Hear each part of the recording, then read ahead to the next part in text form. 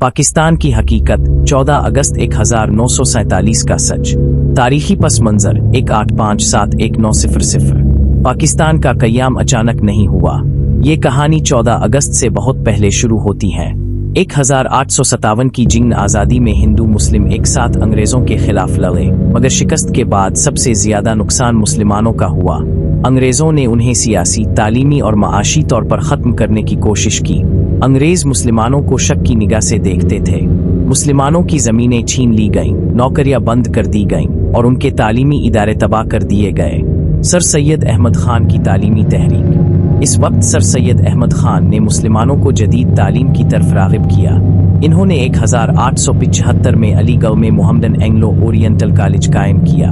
वो समझते थे कि जब तक मुसलमान तालीम हासिल नहीं करेंगे वो अंग्रेज़ों का मुकाबला नहीं कर सकते। मगर सर सैयद ने वाज़े किया कि हिंदू और मुसलमान दो अलग कौमें हैं जिनका मजहब, तहजीब, ज़ुबान, खाने पीने का तरीका हत्ता के तारीख तक मुख्तलिफ है। सियासी शऊर की बेदारी 1906-1930।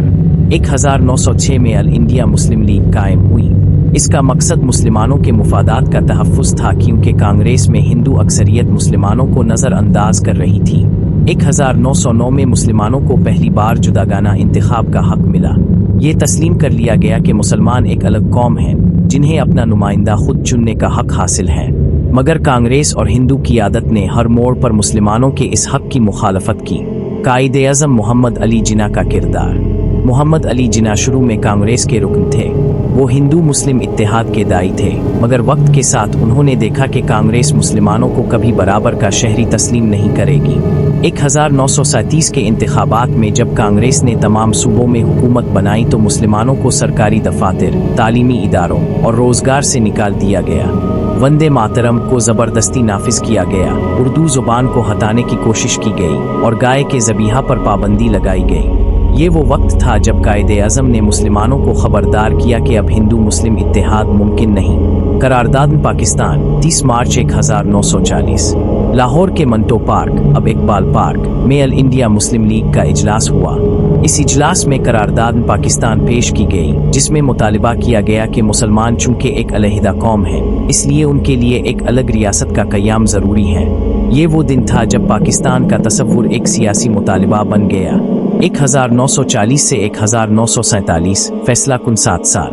उन 7 सालों में मुसलमानों ने भरपूर जिदोजहद की। पूरे हिंदुस्तान में मुस्लिम लीग की शाखें कायम हुई। मुसलमान तलबा, खवातीन, उलमा और आम अवाम सब तहरीकन पाकिस्तान में शामिल हो गए। ये वो वक्त था जब नारा लगता था, लेके रहेंगे पाकिस्तान, बद के रहेगा हिंदुस्तान। हिंदू शिद्दत पसंदी का सामना। 1946 में कांग्रेस ने अबूरी हुकूमत बनाई और मुसलमानों के खिलाफ इंतकामी कार्रवाइयाँ तेज कर दे। बिहार, कलकत्ता, बंगाल और आसाम में हजारों मुसलमानों का कल नाम हुआ। इसके जवाब में मुस्लिम लीग ने डायरेक्ट एक्शन दे मनाया और पूरे मुल्क में मुसलमान सड़कों पर निकल आए। तसादुम हुआ, कत्लो गारत हुई, मगर मुसलमानों के जज्बे में कमी ना आई। अंग्रेज़ों का फैसला तक़सीम हिंद। दूसरी जंग अजीम के बाद बरतानिया कमज़ोर हो चुका था। इसे अंदाज़ा हो गया कि हिंदुस्तान में मज़ीद हुकूमत करना मुमकिन नहीं। 1947 में लॉर्ड माउंटबेटन को वाइसराय बनाकर भेजा गया ताकि हिंदुस्तान की तकसीम का मंसूबा तैयार किया जा सके। 3 जून 1947 को तक़सीम हिंद का मंसूबा पेश किया गया।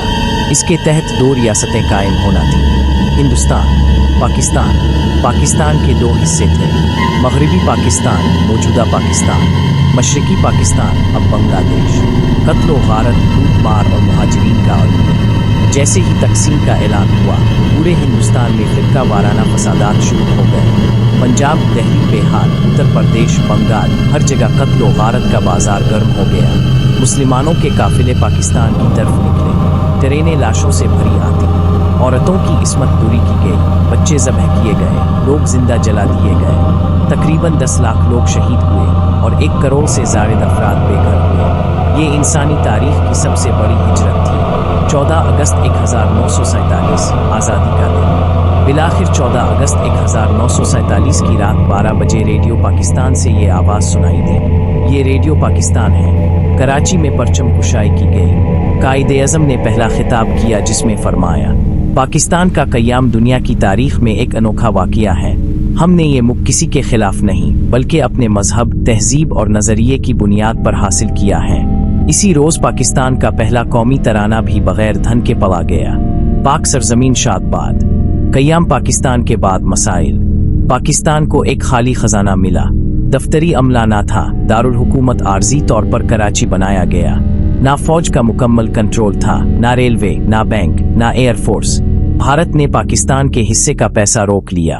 مہاجرین کی آبادکاری سب سے بڑا چیلنج تھی۔